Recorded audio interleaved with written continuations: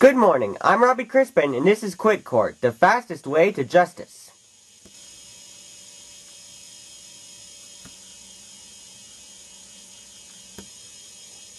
We're here today in another case between Gary Taranto and Jimmy Lee Marcus. Gary's accusing Jimmy of stealing his pen. Jimmy says he simply found the pen. Representing Jimmy is his personal attorney, Fred, and this time Gary has Eduardo Monroe on his side. Please rise, said the bailiff. For the Honorable Judge Susan Triton. We really need to start skipping this part, groaned the judge. This case of Gary versus Jimmy is now in session. Mr. Monroe, please give your opening statement. Of course, smiled Eduardo. My client Gary had a very nice pen. It's yellow and it glows red when you touch it. It is that pen in the defendant's hand. And how did he get it? My client lost said pen. And then he saw Jimmy with it. I say Jimmy stole it. He and that slimy lawyer of his. I know you are, but what am I? Said Fred. I even hate better than you, chuckled Eduardo. Jimmy, how do you plead? I plead not guilty, said Jimmy. Whose pen is that? Asked Eduardo. It's my pen, said Jimmy. But it could have been his once. Thief! Screeched Gary. I didn't steal it from you, said Jimmy. I told you I found it. Where did you find that pen? Jimmy remained silent. Don't even think about making up a story, boy. Otherwise it shall be perjury. He's right, Jimmy, advised Fred. Just tell him where he got the pen. I got it from the Lost and Found, Jimmy confessed. Aha! How'd you get it from the Lost and Found, Jimmy? Asked Fred. Did you lose a pen just like it and find it there? Come on, Jimmy, we need to prove that's not his pen.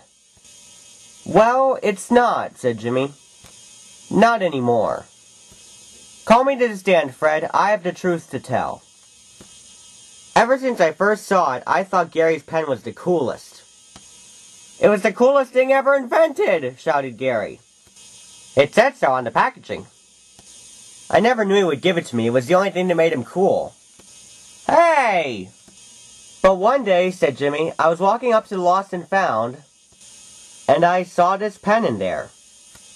And I figured that since Gary hadn't reclaimed it yet, I guess I would. A confession, laughed Eduardo. Throw him into jail. Hold it, I'm with the local newspaper. I have to ask Gary some questions for my report. So, Gary, we know that you lost a pen, right? Right, replied Gary. And we also know that Jimmy found it in a little game of Finders Keepers. But I should know a few things being with the local newspaper. How did you lose that pen? Where were you when you noticed it was gone? Gary went silent. Come on, son, don't commit perjury.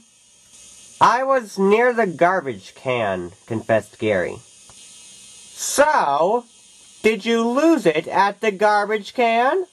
All right, fine, I admit it, screamed Gary. I threw the pen away. The janitor must have brought it to the Lost and Found. But I want it back. Finders keepers, losers weepers, chuckled Fred. We'll see what the jury has to say. The jury talked it over. Here's the scoop. Since the pen left his possession with consent, Gary shall not get the pen back.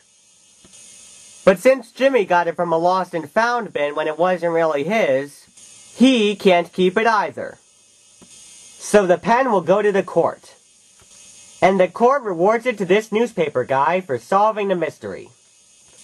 I shall write my report immediately. With the coolest pen ever made. It's funny, murmured Fred. I mean, that guy asks questions about every case because he's a newspaper guy. But he seemed really interested in this one. I wonder why. Nobody else knew that he was just trying to justify a time when he got something that wasn't his, through the Lost and Found.